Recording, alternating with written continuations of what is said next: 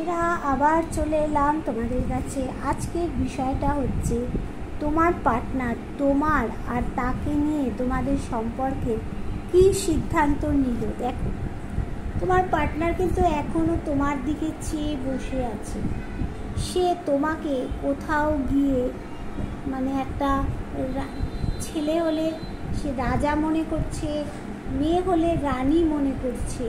আর তোমার মধ্যে অনেক গুণ আছে, ট্যালেন্ট আছে, যেটা তোমার মধ্যে তুমি গান জানতে পারো, তুমি নাচ জানতে পারো, তোমার হাতের কাজ ভালো, তুমি আঁকা ভালো করো, সেসবের গুণটা তোমার মধ্যে আছে।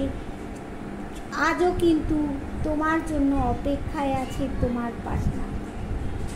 দেখো, সিদ্ধান্ত নিচ্ছে যে 8 মাসের মধ্যে কিছু একটা করার জন্য ক্লিয়ার কমিউনিকেশান তোমার সাথে হয়, সেটা চেষ্টা করছে।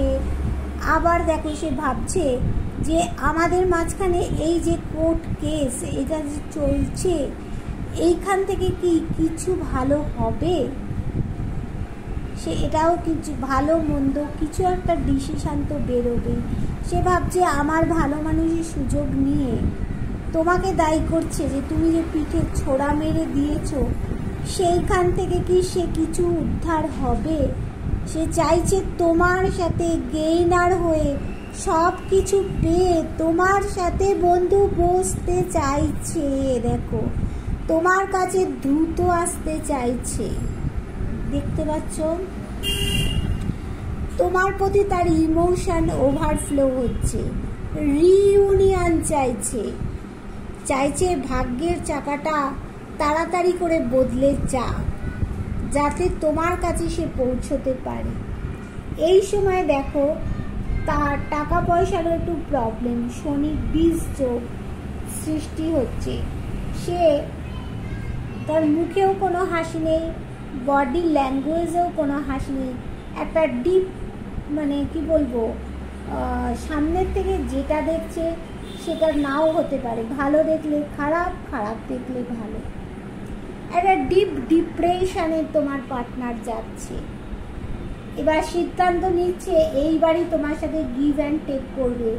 ভালোবাসার কাপটা তোমাকেই দিতে হবে।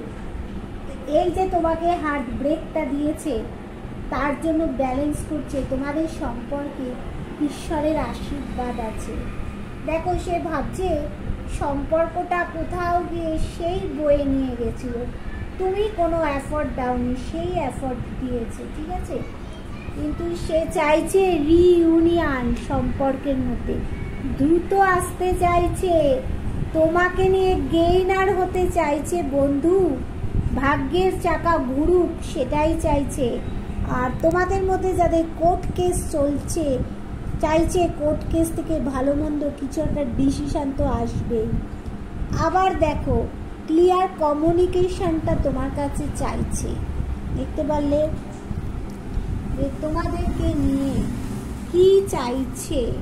আচ্ছা, তোমাদের কাছে তোমার পার্টনারের কবে ফোন মেসেজ আসবে।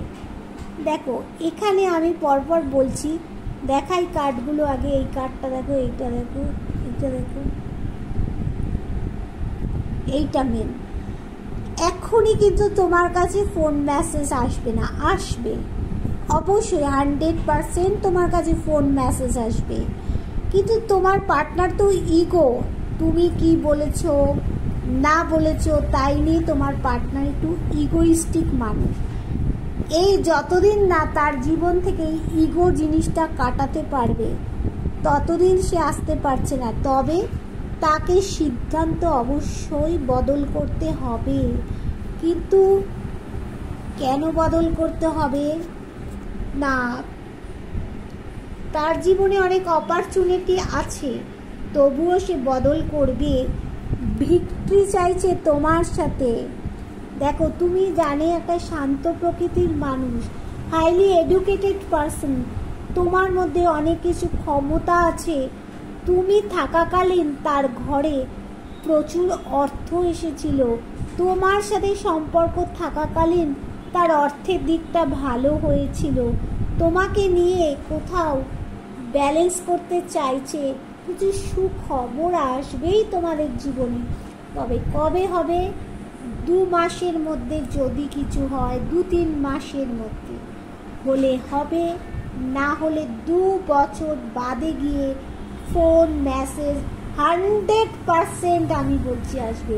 এই মুহূর্তে না, এই মুহূর্তে দেখো সে প্রচণ্ড পরিমাণে তোমার পার্টনার চিন্তায়, মাথায় ঘুম আসছে না, তার বাড়িতে কেউ না কেউ একজন মারা গেছে এই রকম দেখাচ্ছে। কিন্তু বন্ধু, কিন্তু সুখবর অবশ্যই অবশ্যই অবশ্যই আসতে চলেছে।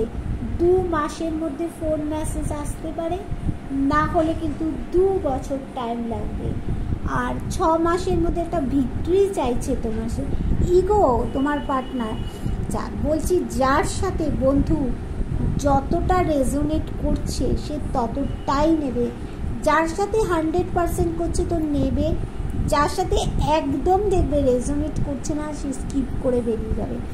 আর তোমাদের বলবো যে তোমরা যারা আমার কাছ থেকে পার্সোনাল রিডিং করিয়েছো তারা তো জানোই, যারা করাতে চাইছো তাদের আমি নাম্বার দিচ্ছি 8336029137। কেউ যদি আমার কাছ থেকে ট্যারো রিডিং, অ্যাস্ট্রোলজির কিছু শিখতে চাইছো, আমার কাছ থেকে কিন্তু শিখতে পারো। আমার কিন্তু এখন ট্যারোর একটা নতুন করে আবার একটা ব্যাচ শুরু হচ্ছে।